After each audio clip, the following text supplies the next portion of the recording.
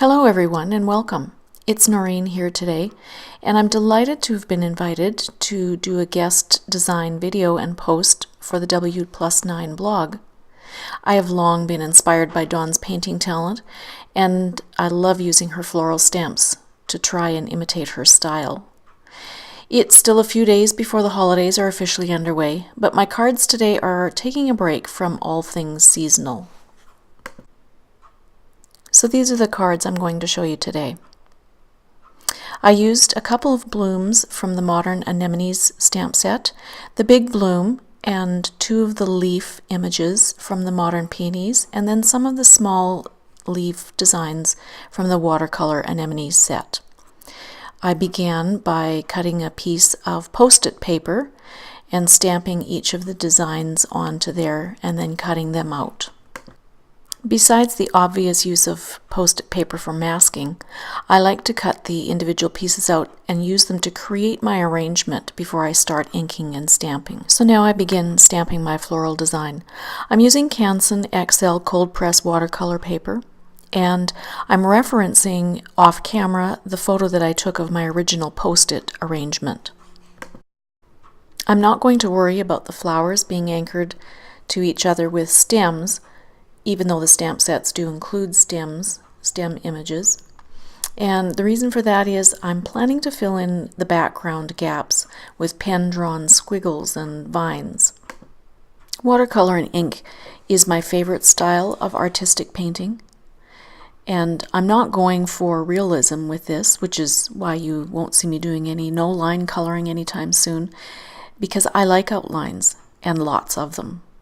And as I said, I'm going for more of an artistic effect than realism. After adding the leaves to the arrangement, I'm ready to start painting. I begin by laying down a very pale undercoat of color for each of the blossoms and the blooms, as well as the leaves. The anemones look like I'm using a pale yellow, but it's actually closer to a sandy peach. And then the peony is getting an undercoat color that's closer to a true pink. I find that by doing this, adding the undercoat of color, that it adds a depth of shades to the final painting. And when I go back and add more layers of color, I don't worry about covering the bottom layer perfectly to the edges. I just blob the color on here and there in places so that the layers of color actually show after they dry. I do a couple of petals at a time on each flower, moving around frequently so that the petals don't all run together, and ultimately so that the petals all have a slightly differing shade one from another because of dipping into neighboring paint colors to augment my original puddle of color. For the petals furthest to the back of the flower, I use more intense color because they're shaded by the petals above them.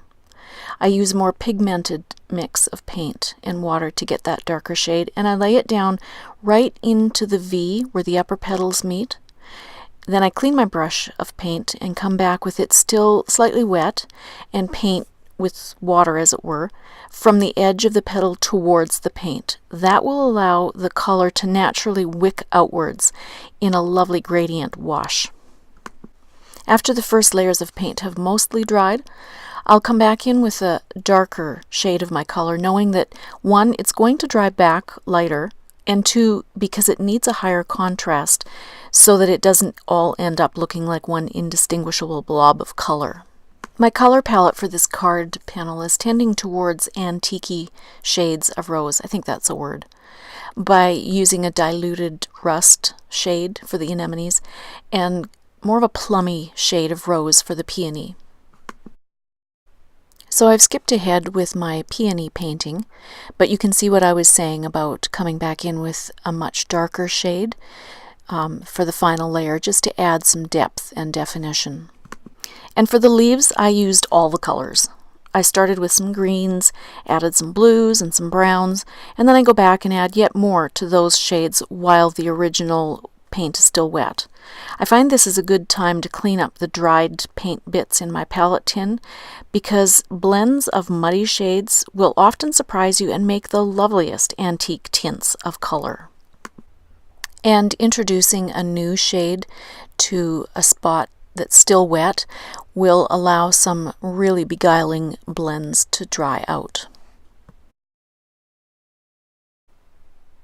So now I come back in with some brown paint just to add in the tips of the stamens and fill in the centers a little bit. Not too much that's magic about that. But maybe now is a good time to address the name of these flowers. Does anybody else have as tough a time getting out the word anemone as I do? I read it, anemone, and so often it comes out anemone. Yeah, let's just leave that. So now I'm coming in with a big soft brush, not quite a mop brush, but sort of, a little bit. And I'm using lots of water and more of the same shades that I used on the leaves. And I'm painting in a background wash. I don't worry overly if I go over the edges of the flower petals or leaves. It really won't show or matter. And I just build up a few layers of very pale color.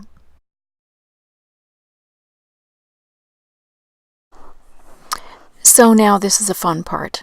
Before the background wash is completely dry, I use the little leaf stamps from the watercolor anemones set and 4 colors of Tim Holtz Distress inks: antique linen, shabby shutters, iced spruce, and old paper. And I'm going to use them to stamp around the various leaf stamps randomly with each of the 4 inks and layer them below and behind the outline leaves and the flowers. Where the watercolor paper is still wet, the inked images will bleed in a really beautiful way because of the qualities of the Tim Holtz ink being water-based, and the ultimate result is very faded and indistinct. I just love that look. And then the stamped leaves added once the paper is dry will have crisper edges. Now for my very favorite part. Using a Sharpie marker, I sort of outline the leaves that I've added. I say sort of because it's not a full solid outline for the shape of each leaf. Rather, it's partial and wobbly. It doesn't stick to the actual outlines in every case. It's adding definition here and there, and sometimes even just suggesting form where there isn't any. As well, I'll add some curly tendril vines here and there, and finally go back over some of the lost lines from the original stamped images. Not every petal or outline, just a few here and there. And now for my other favorite part, adding splatters. I'm using indigo blue, some of the greens, and the rust that I've already used on the painting. Now to turn this into a card, I'm using the Hello Dear Friend sentiments from the Doodlebuds stamp set. I am stamping it on vellum with onyx black VersaFine ink and heat embossing with clear embossing powder. Then I'm folding my A2 size card base in half and just lining things up so that I can tear my vellum paper into a rather organic form shape and laying that on the bottom of the card, just folding the edges back to the back side and taping it all down. Now we're into the home stretch of this card's assembly. I'm using some good strong double-sided adhesive to adhere the card panel that I had die cut with a stitched edge die to the card front, and adding a few raindrop gems to the front of this card, and it's pretty much finished. Thanks again to Dawn and the Wplus9 team for the invitation to be a guest designer this month. I love using your products, and I'm always happy for an opportunity to share what I love to make. And thank you to everybody who watched today.